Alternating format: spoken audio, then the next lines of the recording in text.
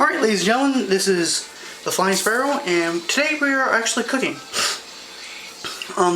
Two things have been kind of preventing me from actually posting videos lately. It's one, I've been watching a lot of dogs.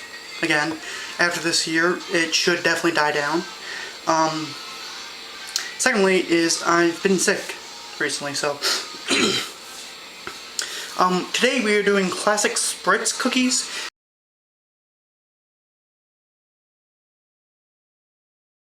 Which, if any of you know, those like thin little cookies that always look like shapes and whatnot, those are not the ones that you, with your grandma, you might cut out, but they get basically pumped out sort of like a machine.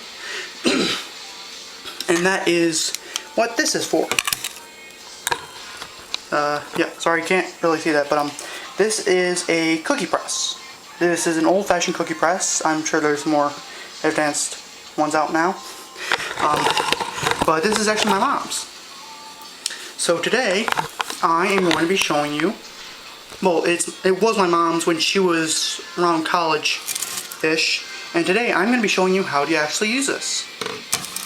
So when you read the instructions, it will say to press the release button, which is this right here, and then pull the top knob, which is right here. And then if you look inside of here, the plunger, which is the little white thing right there, basically. That's the plunger, which pushes onto the cookie dough, gets pulled up to the top, and then when you unscrew the bottom ring, which is right there. And if you can actually see in there, don't know if you can or not, but there's the threading, which is right here, and then if you look right there, there's that little ridge. And what happens is you take these little cookie dies, place them in there, and then that's what the cookie dough is going to be pressed against. But I'm going to have myself. So what you do is you unscrew the bottom ring from the barrel, and then fill the barrel 3/4 of the way. I guesstimated it. That's about 3/4 right there, which I have the barrel upside down, technically speaking, but it works either way. So if you have the barrel upside down, it's right underneath the from the little signature here that says "The Pampered Chef." So yeah, you would fill it up to right about there with cookie dough. Then you drop the selected disc, which is what we did, into the bottom ring, numbered side facing away from the dough. So if you look at it again, I don't know if you can really tell or not, but right up there, that's a 4. And if you look on the back, in between each of these little spokes, there's like these little rings. So if you have this kind of cookie press, this is the back. This is the side that you want the cookie dough to be pressed into. And I actually had it in the wrong way. I didn't read that part earlier. I just saw it, put selected disc in bottom, boom, done. Just goes to show you, no matter how good you are at cooking, you should always read the instructions. To turn the cookie press upright, such as this, after screwing the bottom on, obviously, upright, and depress the release pin, which again is right here, until the plunger here basically hits the cookie dough and starts compressing it. Then to begin the cookie pressing, you squeeze the lower trigger, which is right here, twice. And obviously you heard that click, it clicked twice. The dough should begin to extrude through the disc. If not, repeat. Clean the disc, and then you need to clean the disc free of extruded dough and place the cookie press upright, like this, on a flat baking stone. And from there you squeeze the lower trigger twice again and pull the cookie press straight up from it. It's basically the bottom of this barrel, which is here. So the cookie dough gets expressed through there, and there's a little bit of a space between the sheet and the actual press.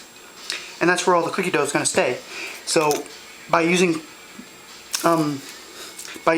what they suggest is cold cookie sheets instead of warm. Some people use warm because it tends to give it more of a crunchy flavor. Well, not a crunchy flavor, but a crunchy texture.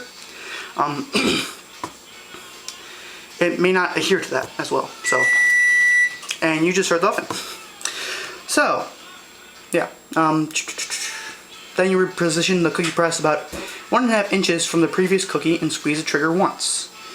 And pull the cookie press straight up and repeat the squeeze method until the baking stone is full. Bake according to the directions. Now, of course they say baking stone instead of baking sheet. This was made around the time, this was actually made basically in baking's glory days, in my opinion, because, you know, you didn't have these pre-made, it was just when like Pampered Chef and stuff were starting to come out where they had these pre-made meals and whatnot.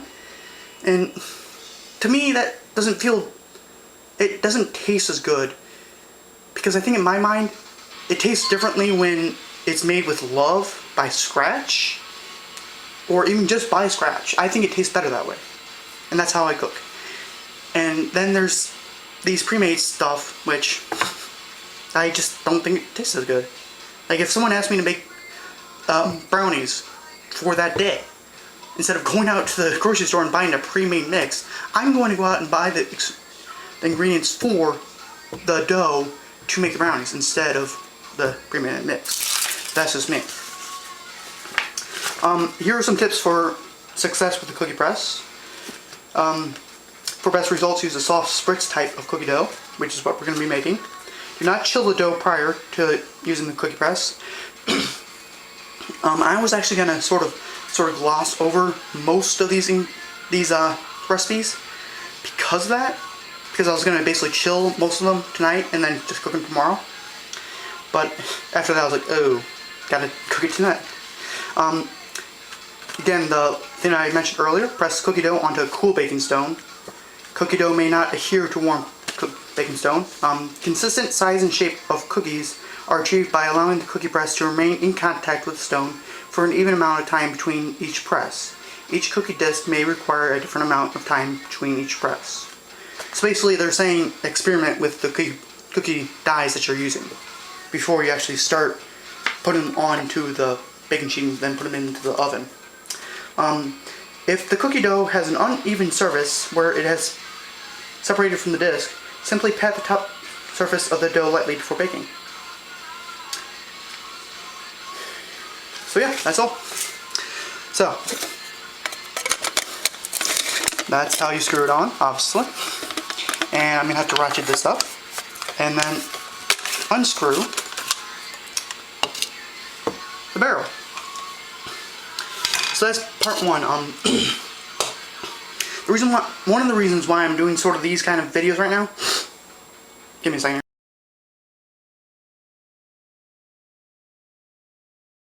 Sorry about that, I had something stuck in my throat. But I always forget this whenever I bake. And again, never assume anything, but most baking recipes tell you to let's see, soften butter or margarine, whichever one you choose. But I always tend to forget that, so that's what I'm doing right there. Now, this is 4 different sticks. You actually only need 3 sticks. But the reason why I'm having them like this is because basically there's more surface area by doing it this instead of like that, for the air to actually get to it and then help soften it. So if you don't understand that, think of if you drop 1 ice cube into a cup of water and then you drop 1 ice cube that was crushed into another cup of water. Both cups were evenly temperatured. The crushed ice is going to melt sooner because there's basically more of it which touches the warmer water which is warmer than the actual ice, which makes it melt. So yeah. So that's why I'm sort of doing these kind of videos to sort of help that soften up. So again, this is my mom's old mixing machine. As you can see, the little mixers actually come out right there. which actually is really good. Great for if you have kids, because kids always love to lick the beaters, which is what these are called. But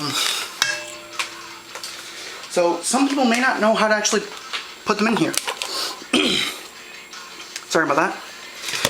If you look at the bottom of this, you can see it has a little rod there, and then it has these little flanges here. These little flanges meet up with spaces inside the mixer, and basically that's where the mixer catches the beater and helps it spin. Now on the bottom of this, you can sort of see how there's like this little incline right there, and then there's basically a stop. That's what helps lock it into the beater, into the mixer. So all you have to do is take the mixer and take the beater, slide it slowly in, and it's in. See?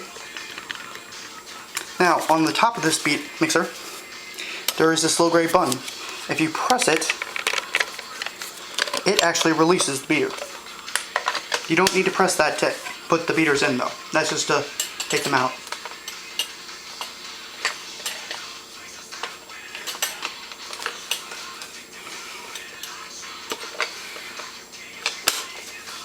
And there we go. Beater's in. So I'm going to be getting back to the recipe now, and I'll bring you back when I'm ready. See you then, ladies and gentlemen. Alright, ladies and gentlemen, I am ready. So the recipe says to beat butter on medium speed. And in case you're wondering, can't really see it there. I'll take a picture in a second here. I have no idea what just happened there. I don't know if it deleted the entire video, but like I was saying, I'm basically just gonna let this battery charge and take photos as I go, and anything that I think you guys, ladies and gentlemen, should know, I will record when the time comes. So see you then, ladies and gentlemen. Alright, ladies and gentlemen, this is gonna be a quick little part of the video. Here's the egg. That is the beaded butter, sugar, and vanilla. So, what most people do with this egg to crack it is to hit it on the side of the bowl. That is technically not correct. See, by doing that, you may get some of the tiny particles of the shell into the bowl. So what you actually want to do is gently hit it onto the counter like that. And as you can see, there's not a lot dripping out. So you don't have to worry about it. But right there, there's this little indent. By pushing into that and then pulling out, you ensure that none of the shell is actually going to get in there. So yeah, just a little tidbit that you might want to know for future reference. See you later, ladies and gentlemen.